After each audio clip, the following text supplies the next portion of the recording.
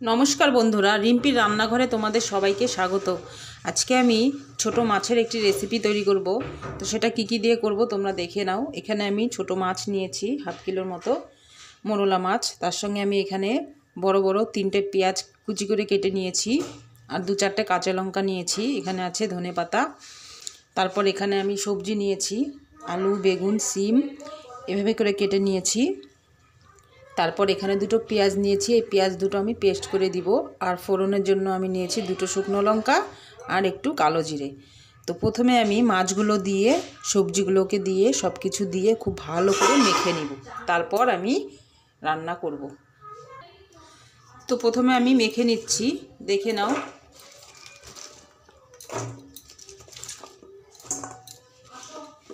সবজিগুলোকে দিয়ে দিচ্ছি।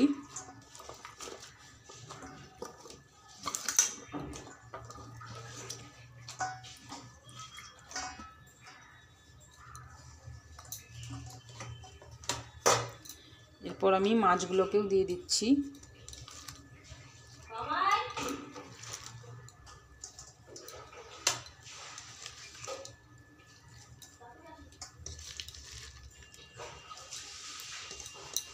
মাছগুলোকে আজকে কাঁচাই রান্না করব, ভাজবো না। এরপর আমি দিয়ে দিচ্ছি,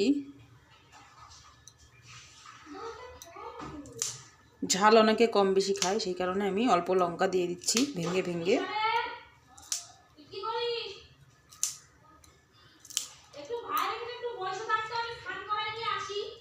কিছুটা পেঁয়াজ দিব, আর কিছুটা পেঁয়াজ আমি ফোড়নের জন্য রেখে দিব।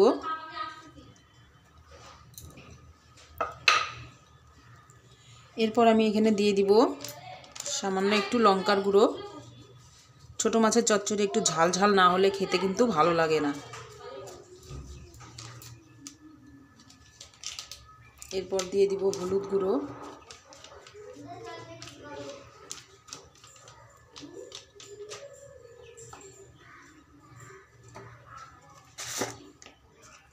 এরপর আমি লবণ দিয়ে দিচ্ছি 2 চামচের মতো।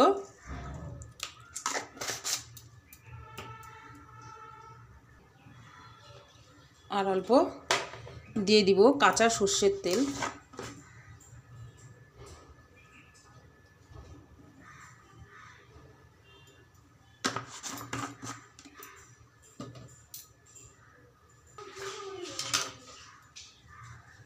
দুটো পেঁয়াজ আমি এভাবে করে গ্রেটারের সাহায্যে ঘষে দিয়ে দিব।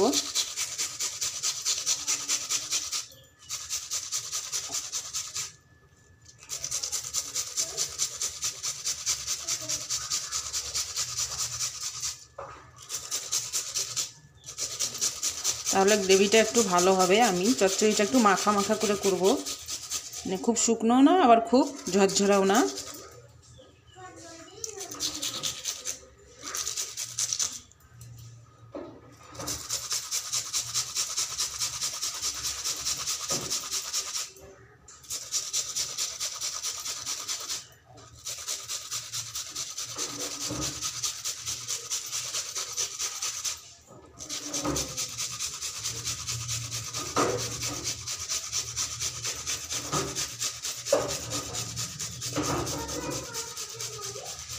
হয়ে গেছে।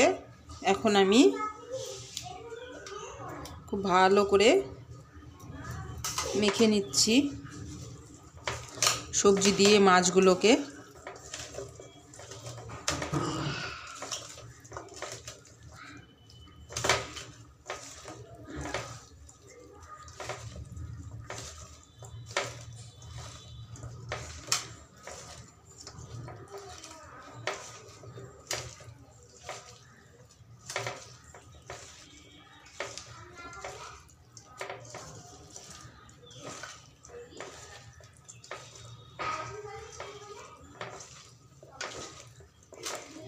তো হয়ে গেছে মাখানো।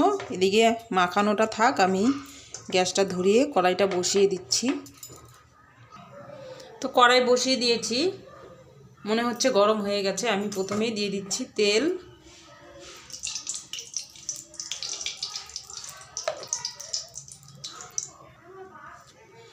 তেল গরম হয়ে গেছে, আমি এখন কালো জিরা আর 2টো শুকনো লঙ্কা ফোড়ন দিয়ে দিচ্ছি।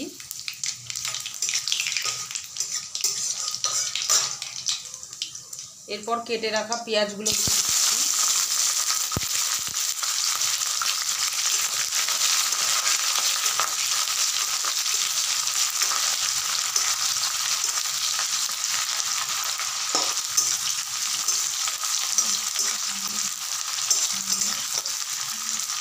পেঁয়াজগুলো হালকা ভাজা হয়ে গেলেই আমি সবজিগুলো দিয়ে দিব।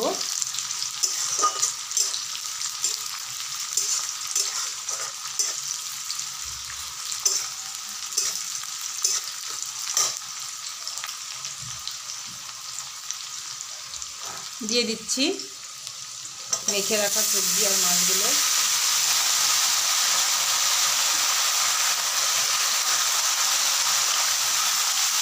হালকা হালকা করে নাড়া দিতে হবে, তা না হলে কিন্তু মাছগুলো পুরো ভেঙে যাবে।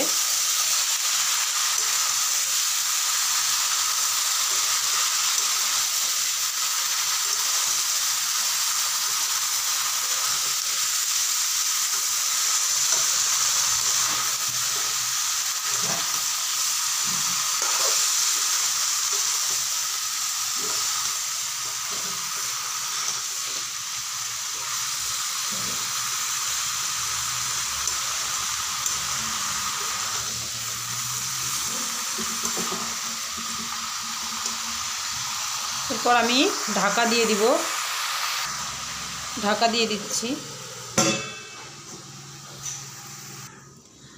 ঢাকাটা খুলে একবার দেখে নিচ্ছি।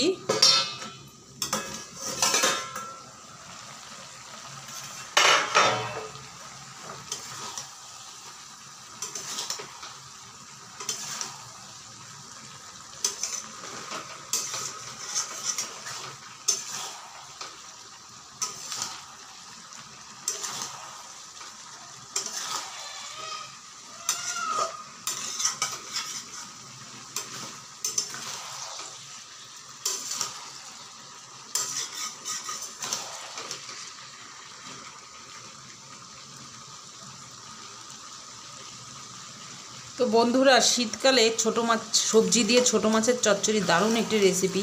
তোমরাও বাড়িতে ট্রাই করবে, করে দেখবে, খেয়ে দারুণ টেস্টফুল একটি রেসিপি। আমি এভাবেই হালকা হালকা করে নেড়ে নেড়ে কষাতে থাকবো, না হলে মাছগুলো সব ভেঙে যাবে। দেখো সব মাছগুলোই কিন্তু গোটা গোটা আছে, একটাও মাছ ভাঙেনি। এই দেখো কত সুন্দর।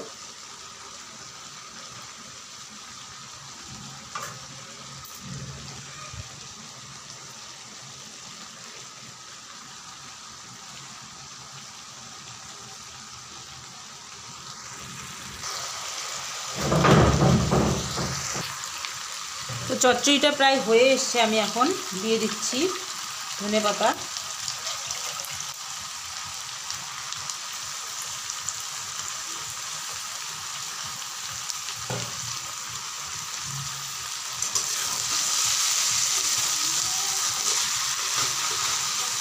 ধনেপাতা দেওয়ার পর আমি কিন্তু বেশিক্ষণ আর রাখবো না, নামিয়ে দিব।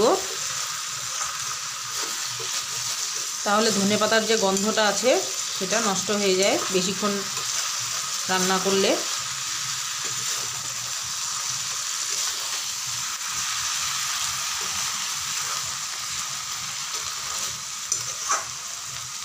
সব সেদ্ধ হয়ে গেছে আলু টালু, এখন নামিয়ে দিব।